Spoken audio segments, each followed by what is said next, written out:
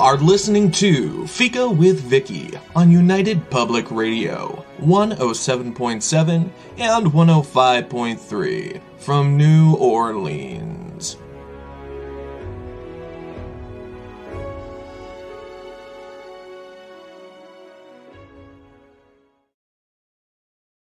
Hello, everyone, and welcome to Fika.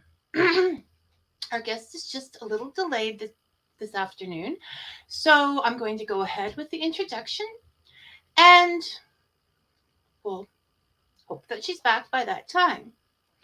Our guest today is MJ Moores. MJ is the author of the Chronicles of Zanya series, the Shadow Phoenix series, and the Flawed Attraction romance series. She's also the author of the Demon series, which we will be focusing on today.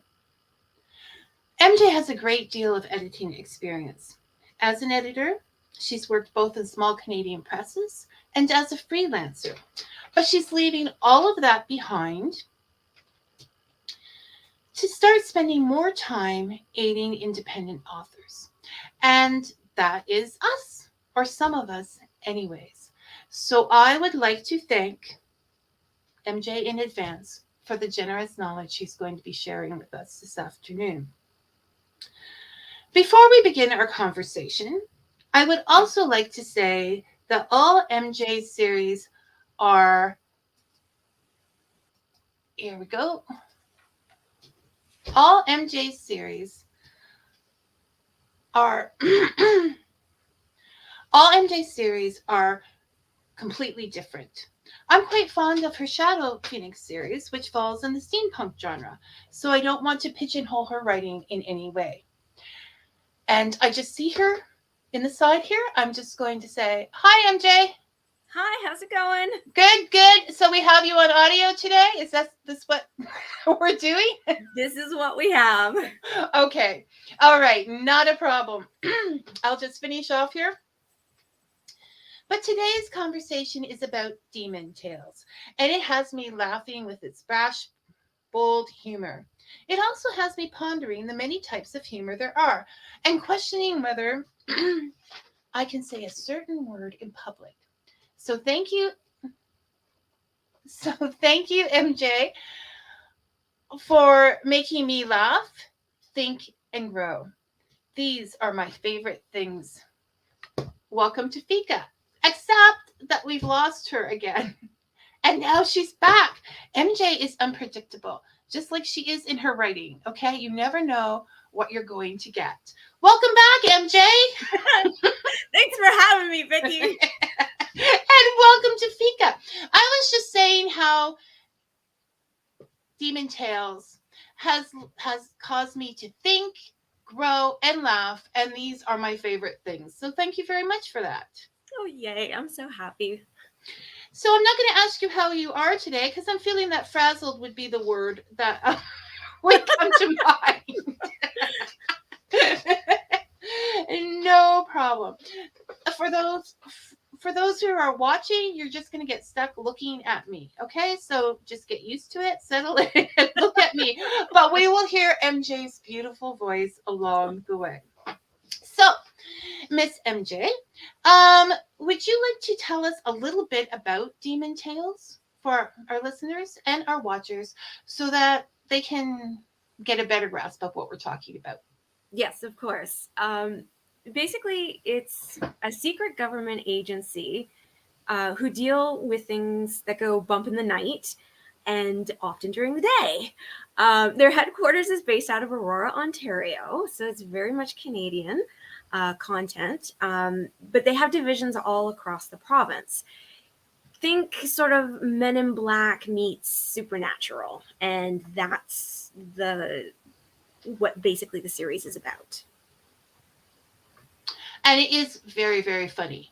And I'm not going to mention, like, if you're Canadian, if you're anywhere and somebody writes about your local area, it's fun to see the places that you go to. And that, so that's an extra bonus if you're from Ontario as well.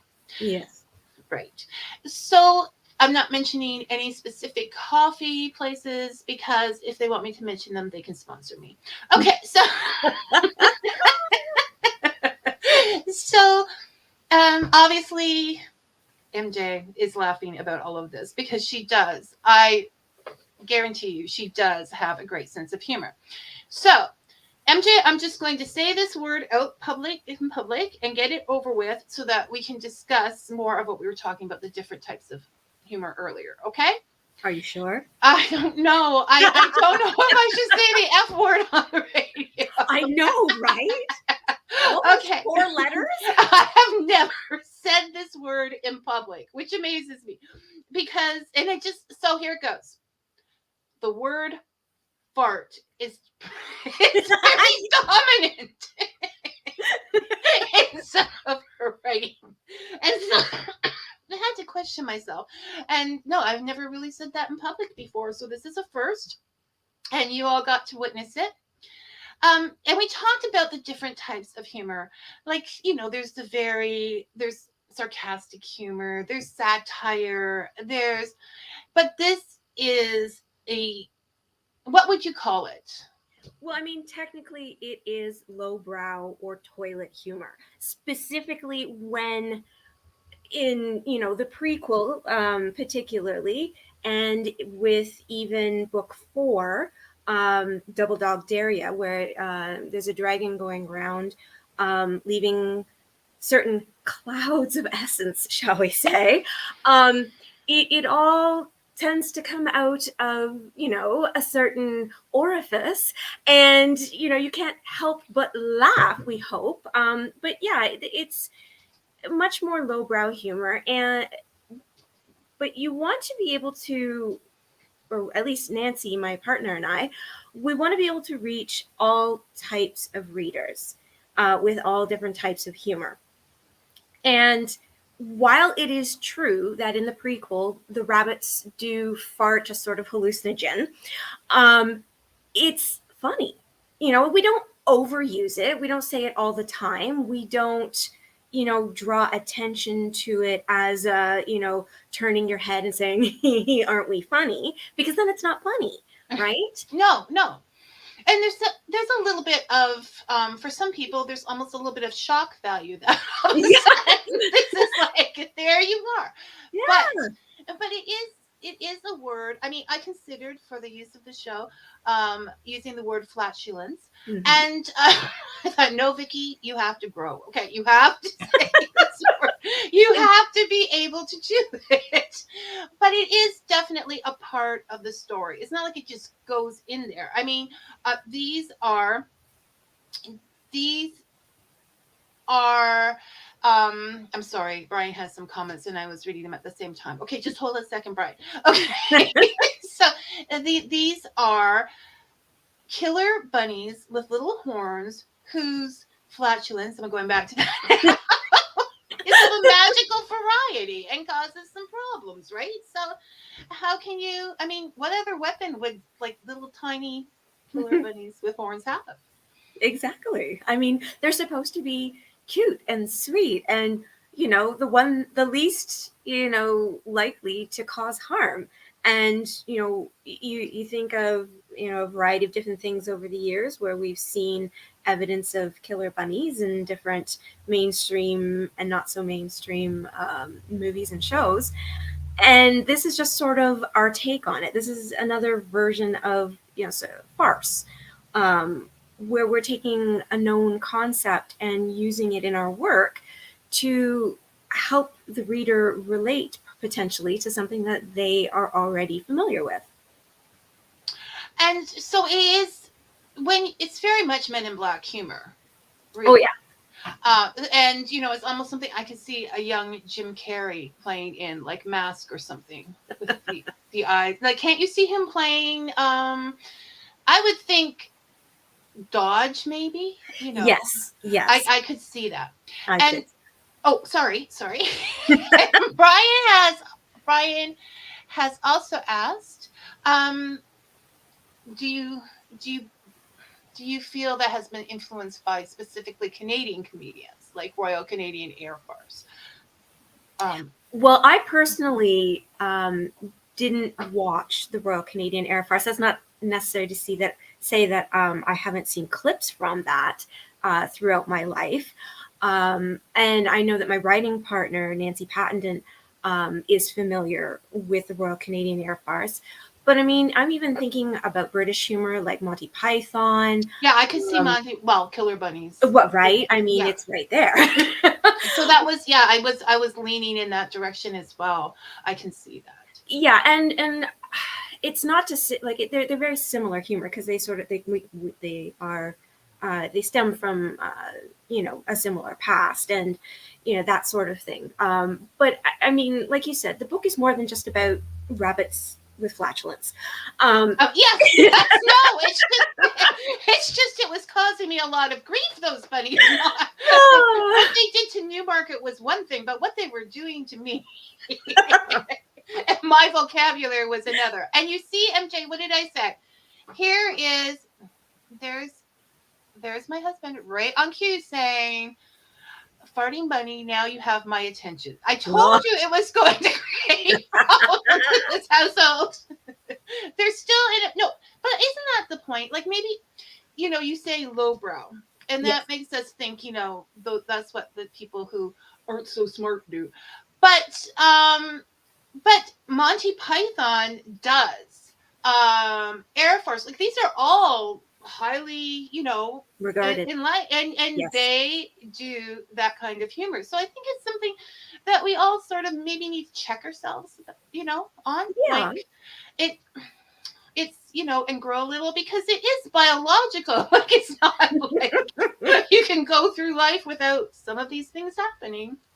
Well, I mean, you also have to think too, humor comes from, like, it stems from all sorts of different things. And, from day one, probably back with the cave people, somebody probably laughed at somebody else with something strange, sounding, coming out there, after eating bison or whatever, and that sort of thing. So it's ingrained in us. And just while we do tend to look down on it, sometimes if it's used in the right way, you can't help but give a little giggle or laugh.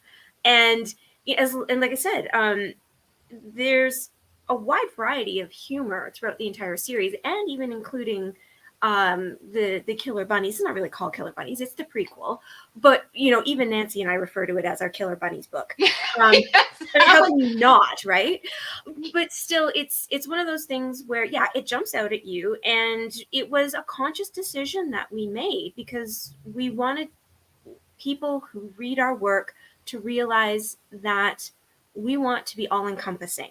It's not just highbrow, it's not just satire, it's all humor. And that's something that Terry Fallis inspired us to do, because we both went to several of his workshops on humor. And he says that even he will work in some toilet humor into his books, not because it's lowbrow, but because you never know who's going to be reading your work and whom you might get a laugh from. Well, this is the thing. And now I'm going to just get Brian's comment over, and I'm not going to stop reading the comments because I feel like it's now become just an issue of getting me to say this word over and over again. All farts are magical, but some more so than others. Very profound. Yes, very profound. Now, Ben, I don't know if Ben has read these books or not, but he brings up something that Ben, have you read these books? I love that the role of trickster in mythology often uses lowbrow humor to knock us out of our ego. And that's also another point, because I haven't, but I want to now. Thank you, Ben. You'll get me more guests. Well, Ben, you're right on with that, because it does come from mythology, right? And the antagonist is a trickster god. We decided he was a god, didn't we?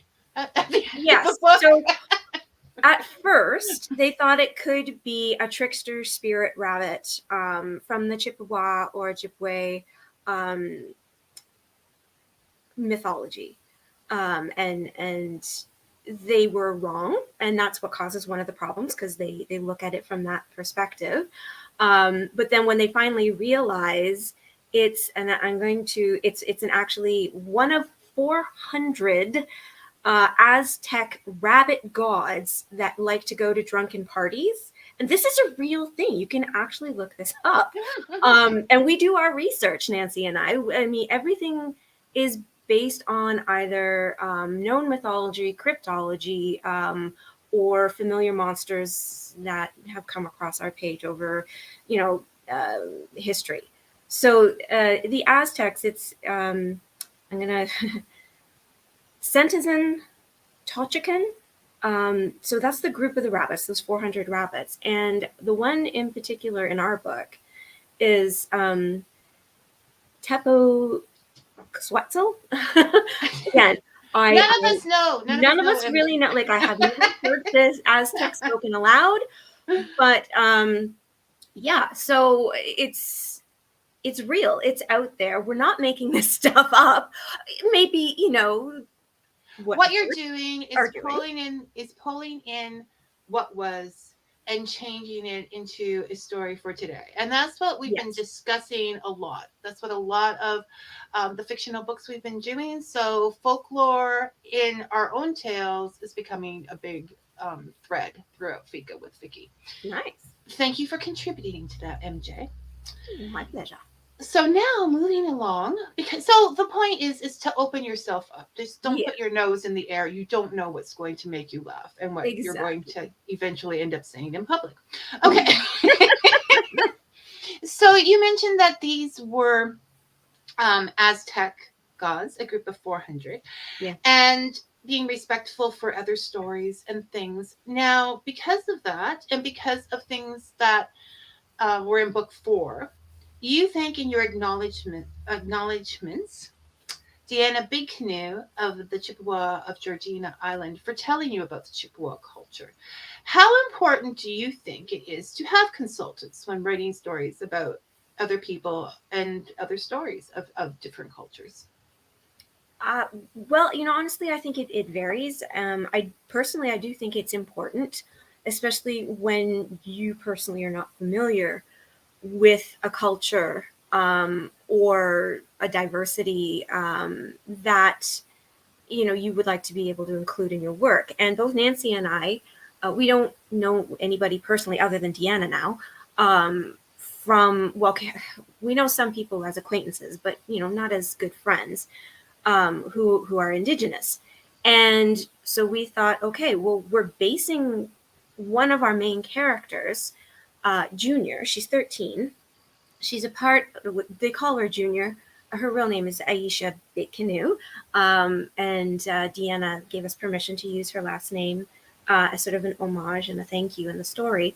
But, she's a native Indigenous girl who's a genius and has her own special brand of magical intuition, I guess.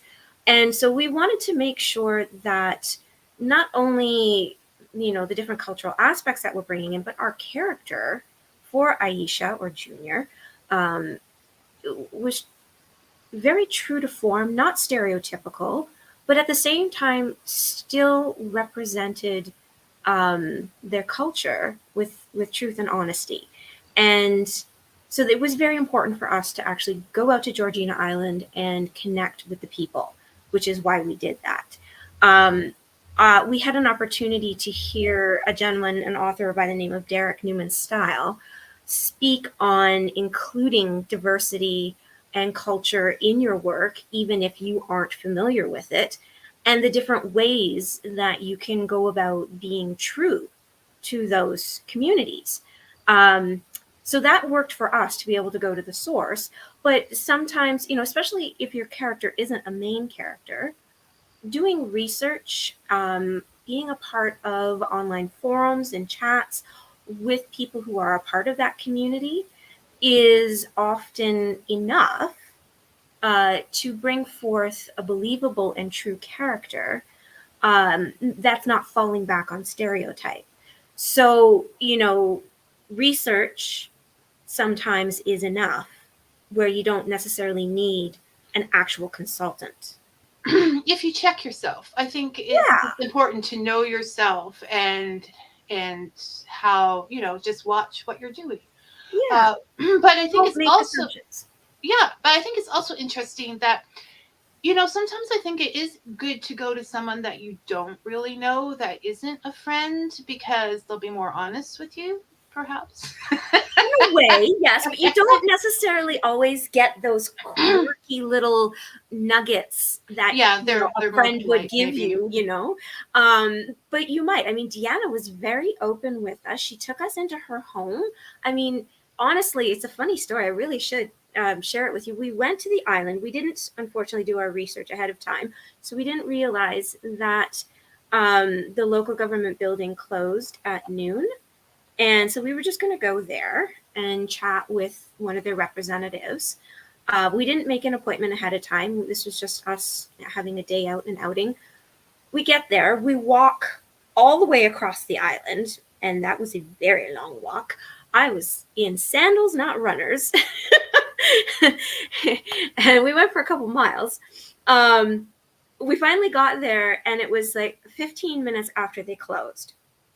So we looked at each other, we ate our lunch that we had brought, and we were like, okay, we're here. What do we do? So we started the long trudge back to the ferry. And by the time we got there, I had such blisters on my feet. It was not funny. These sandals were not the right things to wear by any means, even though it was a hot day.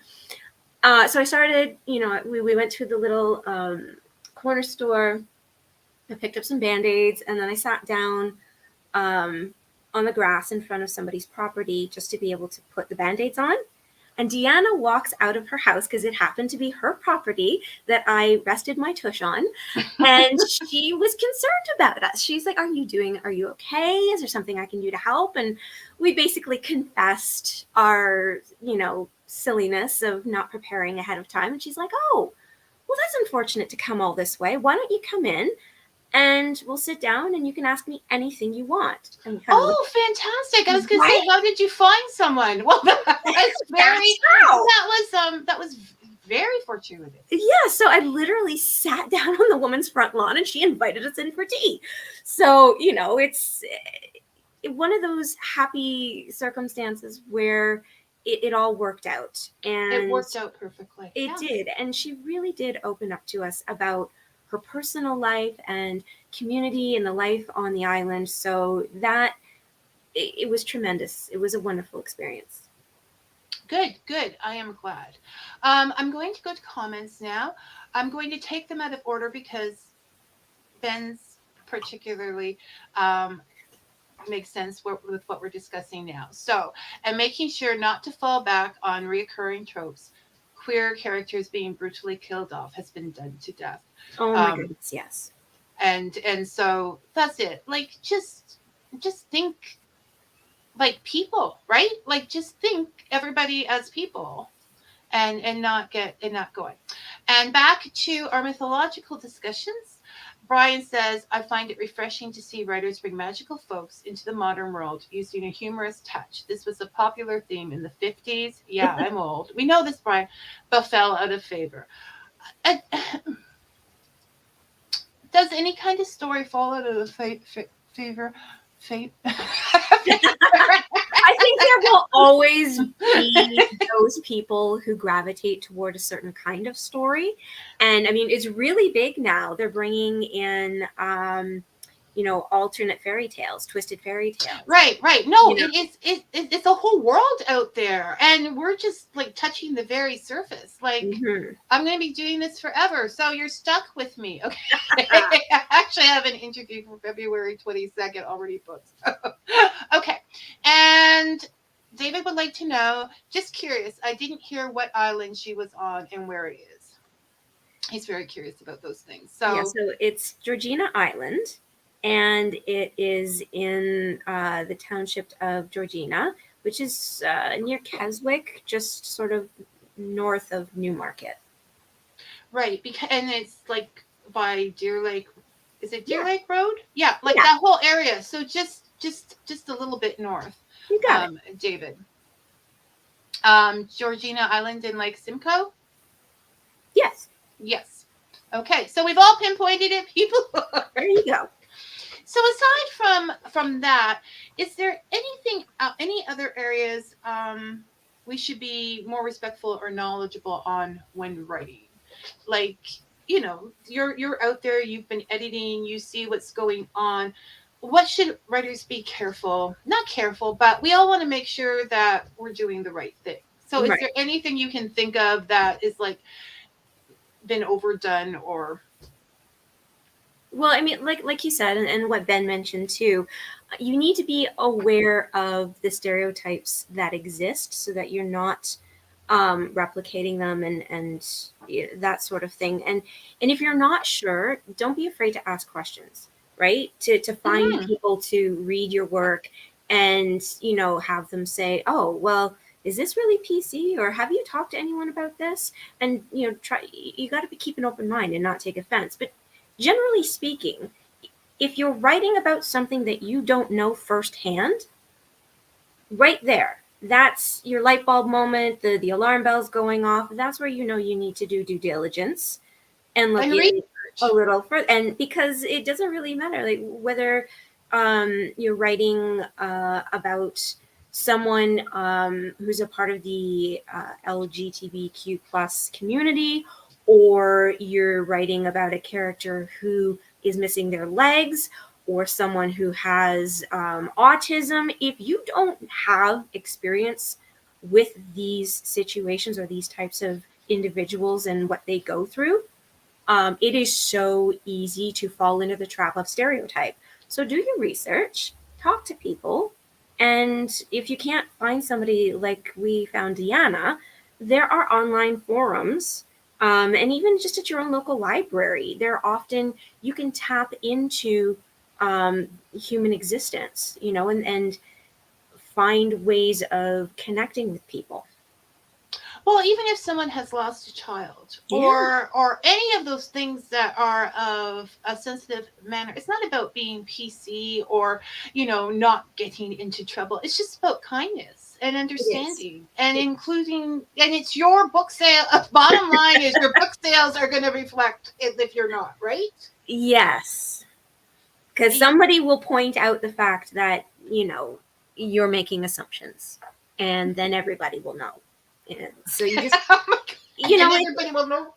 well, yeah, and it's like, oh, No, you don't that want them to author know that. doesn't do due diligence, that author makes assumptions, don't read that author, we don't want that. No, we don't. No, we don't. We just want to be true to human nature. And I think it allows you to have fuller characters, Oh, right? totally. Because you're not falling back on those stereotypes. So you have to fill them out. And this is something that you do with your little drop-ins of honestly, MJ, if I hadn't seen you in that picture, Star Wars picture, I would know you were a geek just from your writing. Aww. In the most, yeah, in the greatest sense of the word. I love geeks. I may be one. So, but I don't want to step into that kind of honorable role without being sure. Um, so you use music, you use hairstyles, you use these kind of things to let us know, to show us, not tell us. Right. I mean, we want to take a look at people's quirks, what makes them unique. And that is what is going to help somebody remember your character. You don't want to be over the top with, it's always the person who scratches their goatee necessarily. And I have a friend who's concerned about that in her own writing right now. So she's probably laughing as she listens to us talk. But I mean, it's all in moderation, right? You need to pick something, is it a doll collection? Do they always wear red? Is it like a pop of color, not like all red or all black? That is a particular, if you're going for goth, great. But if it's a goth person who always has, a red flower or something, or a red hair scarf, or whatever it is, what is it about that color? What is it about that symbolism that is important to that character? And that's what your reader is going to remember more than them just being goth or more than them just being a collector, that sort of thing. So you don't want to be over the top with it. It needs to reflect Right, of course. Everything realistic. in moderation and balance, right? Right. It's just, I personally believe the days of her long flowing hair are, God, they are for me. That's like maybe in like extreme romances, but that's about right. I mean, I'm old. I've read a lot. I'm losing patience now. No. I love everything I read. No, not everything, but so. They So told this, you to say that, didn't they? yes, every so often I have to remember people are listening. These aren't just my thoughts. Okay, so when we talk about Demon Tales, it is a book that has a cast. It actually has a cast of characters. Like honestly, this needs to be a TV show. Okay, it's sort of like the opposite of Due South. It needs to be a TV show because it's very, very visual. So when you have so many characters, it can get somewhat confusing. And I'm asking for a friend here. So, what are your best tips on keeping them separate and everything clear to the reader? Okay. Well, the first biggest thing is do your best to avoid introducing a lot of characters in the first, say, 3 chapters. Right. Just because we're starting out, we're getting to know our characters and the storyline.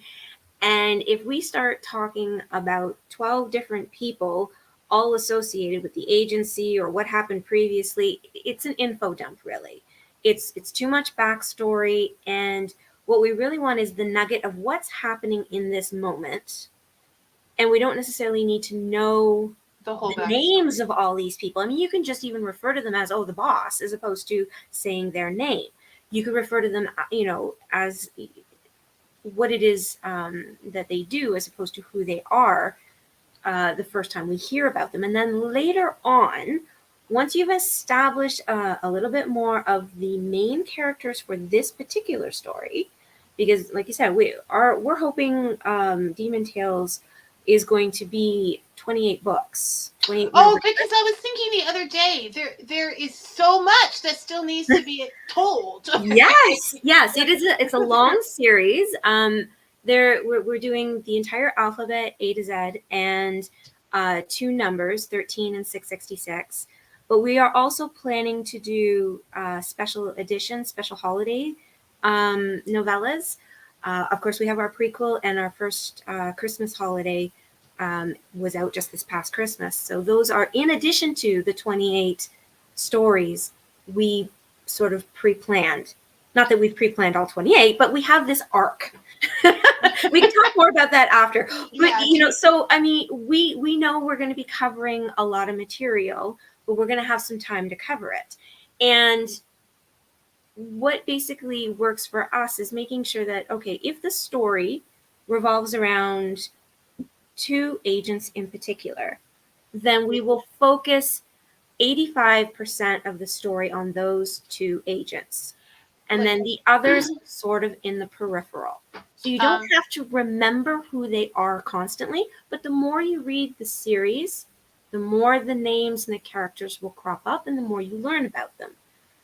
So that makes it easier for the reader to latch on to 2 or 3 people as opposed to 12 in one go. No, I can see that because I was like watching your writing very closely and I was thinking, this is what she did here. So it's basically seeing more from Dodge and I'm not going to remember her name right now, his partner. Yali. Yes, Yali's perspective. And that makes that clear for that book. Yeah, and I mean, in the beginning, the prequel introduces us to Dodge's original partner, Jimmy, and what happened about why he had to, totally in book 1, Assassin Eco Corpses.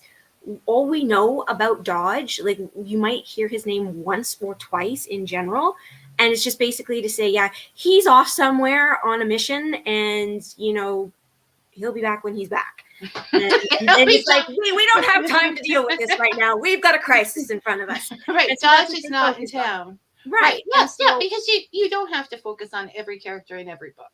totally. And then we get to know Dodge and Yali in book 2 when it makes more sense that we're focusing on their story. So no, it does make, and thank you for clearing that up. Not that I have a personal interest in it. Okay.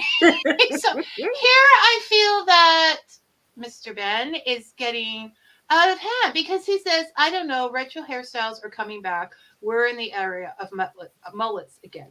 Yeah. Ben, first of all, I feel that's more of a threat. I lived this I lived through this once. I don't want to see it again. And aren't mullets really more of a idea, a lifestyle than just the hair? Yeah. The I would echo that. He is now laughing. Show. And Brian says, I got the 2-in-1 demon books. Nice concept. 1 and 2 demon books. Nice concept, by the way. The covers are quite striking. Did you get a graphic artist to do them? No, she did. She designs all her own covers. Tell us about that, MJ. Well, thank you. Yes, and I do believe Brian's talking about the print book. What we're doing is we're combining, since they're novellas, we're putting 2 of them together, and what we've made is a flip book. So you read the first story in one direction, close the book, flip it, and read the second story in the other direction. And So he would love that. Yeah, and so we have placed the ebook cover for each story, one on the front and one on the back, so that you can see that they are 2 separate stories but part of the same collection. And yeah, for about the last 8 years or so, maybe 10, I've been teaching myself how to work with graphics in Photoshop. And I'm probably at the point now, because it's more of a hobby than anything, where I'd call myself an intermediate graphic designer. And I go and I do webinars, and I go to workshops, and I hear from the people who are doing this professionally full time how you work with layout and what to consider for genre. So I'm constantly learning, and I'm able then to help us keep costs down, because we are indie authors. Nancy and I decided to let me try doing the graphics and cover art for our series. We went to online forums and asked questions of professionals and of readers, what they thought of what we're doing and what we're creating, how it fits with our genre, the marketability, and that's how we came up with our branding for that series. And we wanted to make them nice and bright and colorful to show this isn't a dark series at all, even though it may touch on some dark concepts at times. But generally, it should be like one of the Men in Black movies or one of the later Supernatural TV show episodes, where you've got this undercoating, this layer of light or humor that there's so much crap that's been thrown at you so far, that an alien exploding in your face or, having to deal with another vampire is just another day on the job. And, there's a certain sort of levity that you have to take with that. So that's the approach we wanted. And we needed to make sure that showed in our covers, as well as getting across the fact that they're urban fantasy. But yeah, we had it's not an isolated thing where, Nancy said to me, okay, this is what we should put on our cover, do it. It's us sitting down, looking at what's out there, researching, and getting feedback. It was a gradual thing. Yes. A gradual process and a learning process. So it took a long time. Yeah. Also, I think Brian would like the idea of the 2 books back to back, because that's something they used to do back in his day.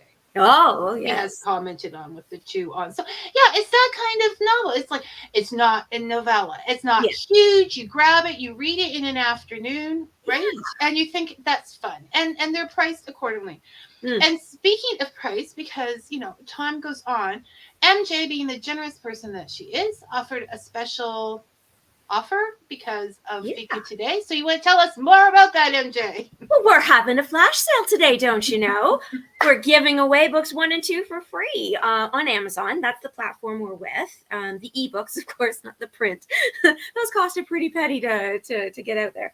But yeah, just in honor of getting the word out and telling people about the series, we wanted to make it more accessible. Not that $1.99 isn't accessible. No, they're not. The novella, but I mean, in order to take a chance on something new, sometimes if it's in the 99 cent or free category, you're more willing to check it out. And so we just wanted to make that more accessible for people, your listeners and followers.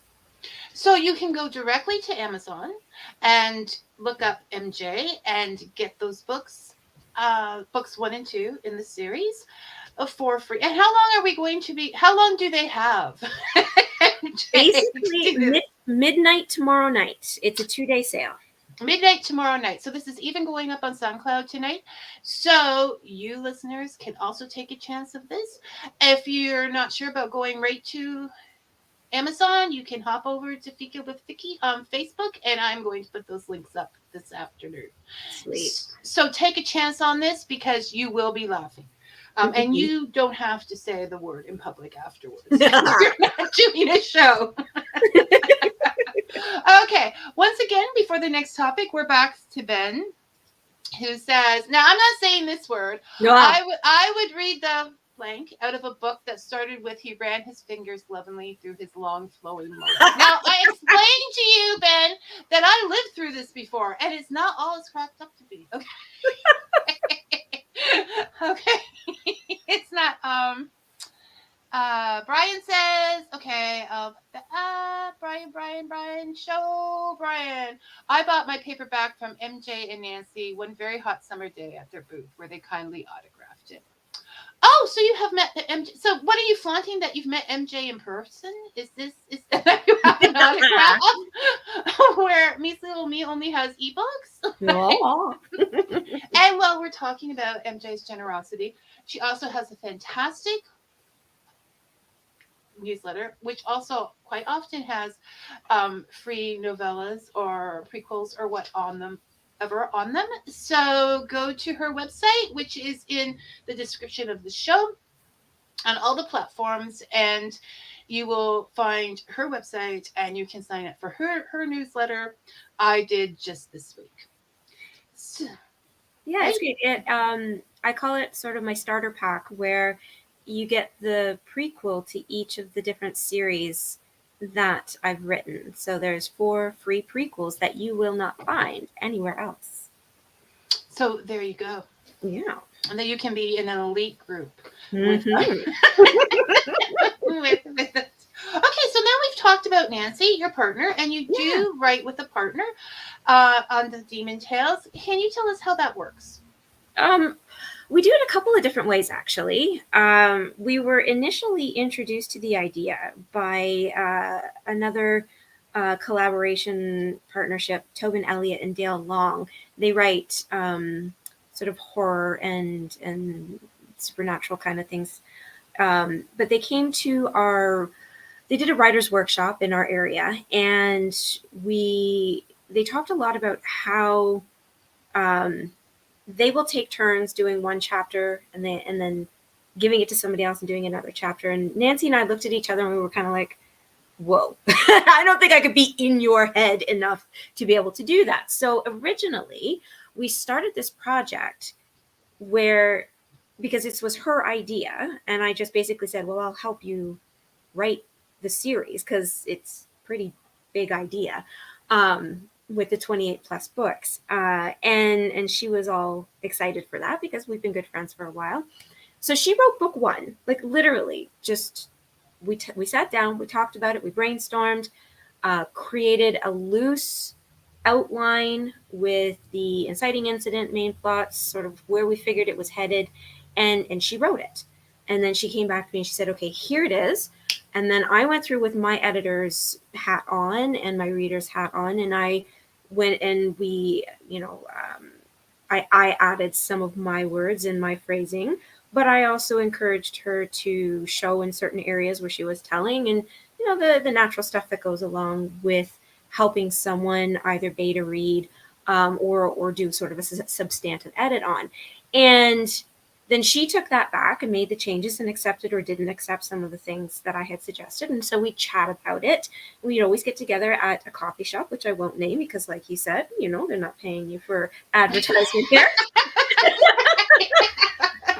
But if they did. Right? And so, we would have these sessions where we would discuss where things did go, where they could potentially go instead, and how to make things a little more cohesive, because she's a pantser, so a discovery writer, and I'm more of a planner, a plotter. So the two of us working together is two very different styles.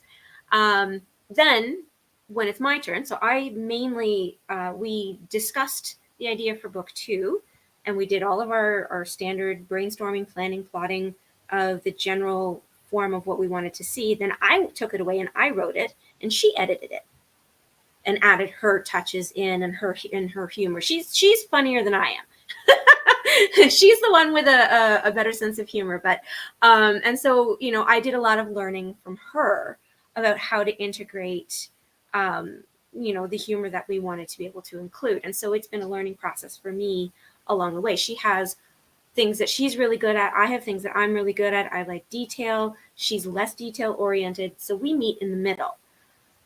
However, then we came up with this idea on the spur of the moment where, why don't we write a prequel? We need something to just give away to people to get them interested in our stories. And we both looked at each other and said, I don't have time to write a whole story. So we decided to do what Tobin and Dale did, and that was take turns writing a chapter, even though in the beginning we looked at each other and said, no way. But it actually worked out well because we had that loose structure where we knew what sort of the main problems were going to be. We knew what the inciting incident was, and we would leave little notes for each other when we were finished a chapter where we'd say, I kind of think it's headed in this direction. And then we'd read through the chapter that, the other person wrote, we'd get the notes, and then we carry on. And we just kept going back and forth like that. Yeah, there were some plot holes and some things that we missed along the way. But that's where we made sure we got some beta readers involved to make sure that it did flow properly, and that, it wasn't just us getting lost in our own magnificence. Which is so easy to do. Right? I mean, really. Especially when you're MJ. I mean, there's so much to work with. Is that what the M stands for? So it really, most of the time, we take turns writing the stories and editing each other's work. But occasionally, when we do something outside of the 28 books we had originally planned for, that's when we deviate the way we write and we take turns with the chapters. So it's kind of a little bit of everything, but it's making sure we're on the same page right from the get-go and doing those really fun brainstorming sessions. I mean, can you think, how the conversation started with the two of us? Like, okay, so Easter's coming up. Let's write a book bunnies about rabbits. And then she throws out the bit about, what about killer bunnies? Like, and then it's being silly and funny and letting ourselves be kids again, I guess. Yeah, where then you rein it back in and say, all right, let's make sense of this. Brainstorming is incredible and a great deal of fun in itself. So when you did mention in your bio that you had a tendency towards procrastination, and I am very interested how that works in the life of a writer because my friend is very curious. So do you find that having a partner like this keeps you a little more on track? Sure. Or not? Well, I mean, yes, because our goal is to get out at least 2 books a year, one from her, one from me. If we get more than that out, like a special edition or something, that's, bonus material in our mind. But, at least every 6 months, hopefully it keeps our readers interested and up to date and remember that we exist. So it, for, having a deadline, a firm deadline, like right now, the next book, which I'll be doing the main writing on, letter H, we don't have a title for it yet because really we've just been bantering back and forth about the content of it. It's going to be due out on Halloween, so October 31st. Fun. So in my mind, I'm thinking to myself, oh, I don't need to write that right now. This is the procrastination part setting in, right? It only takes me a month to write a book. So, like a novella. So, all right. So if we're putting it out at the end of October, then I need to make sure it's done. I work my way backwards. And so I'm thinking, well, yeah, okay. So probably by the beginning of September, I should get cracking on this. So this is my procrastination coming in. So I know how long it takes me to do things, and I will push it off as long as possible. Until the last second. And then that threat of the deadline looming, oh my goodness, do the words fly. But I work well under pressure.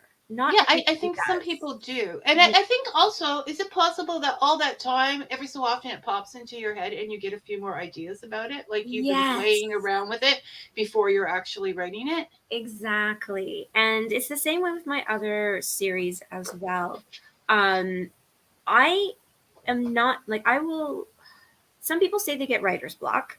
And I'm not saying that they don't. I'm just saying that I personally don't get writer's block, because for me, if I am at a point where I physically am not sure what happens next, I will just move away from the page or the screen, wherever I am, and I will find a different way of tapping into my creativity and my imagination that gets me back to the story and allows me to focus really on the what if this happened next, what if that happened next, what would be the consequences, and just going out and roller skating. And yes, I do have roller skates, I do not have roller blades, so I'm a little old-fashioned there. Or going for a walk in the woods. Right, you know what those are, right? And Ben with the mullet.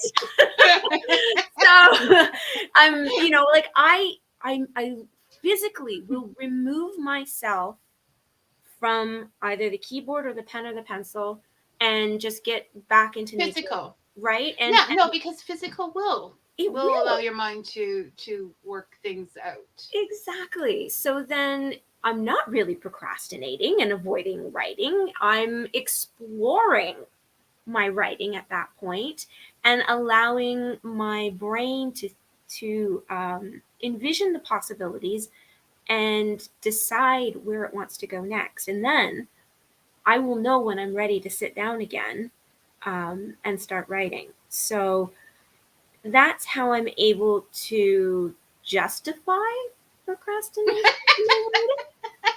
You spent more time justifying procrastination than any other question here. Right? This is important. Yeah. Okay, so for anyone listening out there are reasons. All right, be patient. Be patient with them. So we have another question. Oh, Brian is saying that as a youth, he had roller skates that strapped to the regular shoes. As for a mullet, I've never had the hair for it. Okay. we're not, you know what, Brian? Not everybody does. No. And still, you've had a full life without a mullet. So there you go. We have, because procrastination, it's time ending. Mm-hmm. So I'm just going to ask you one more big question. With all your experience and things that you've done with independent publishing and being an author, what do you think is the one thing an indie author can do to mess with their writing career? One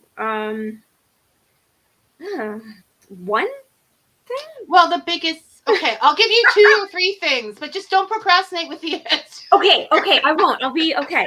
So, believe in yourself. Lack of confidence. Just get rid of the whole imposter syndrome thing. we are all storytellers, period. It's a part of the human race. You have a story to tell. Who cares if someone else has told a version of it before? Tell me your version. And don't let that get in your way. Second, polish it. Like, learn about your craft, marketing, book production, editing. Never stop being a student. Yeah, You know, because we are all forever learning something new. I know I am. And I've been doing this for ages. And lastly, I would say learn how to take honest criticism. Whether that's, you know, in getting information back from an editor or a critique group, or, you know, even just yourself. When we have, you know, that devil in our mind that's going, you know, well, why did you write it that way? You shouldn't be using all those was's, or you shouldn't have, you know, that many ands in a row in a sentence. That's a run-on sentence, or that's a fragment. Get rid of those negative voices and focus instead on getting the words on the page and understanding where the criticism is coming from.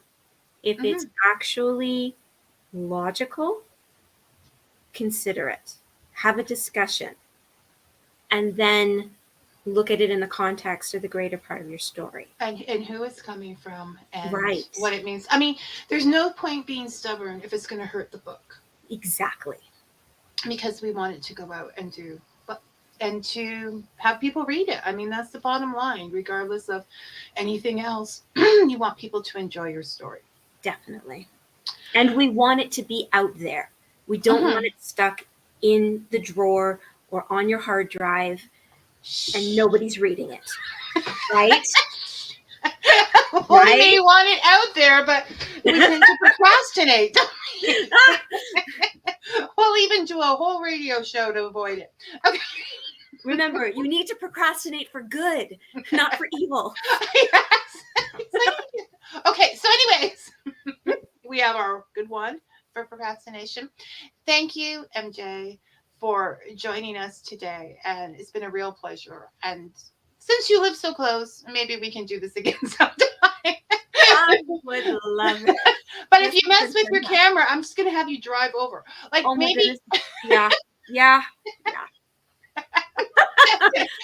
Okay, you take care and we'll talk again soon. Thank you so much. Thanks for having me.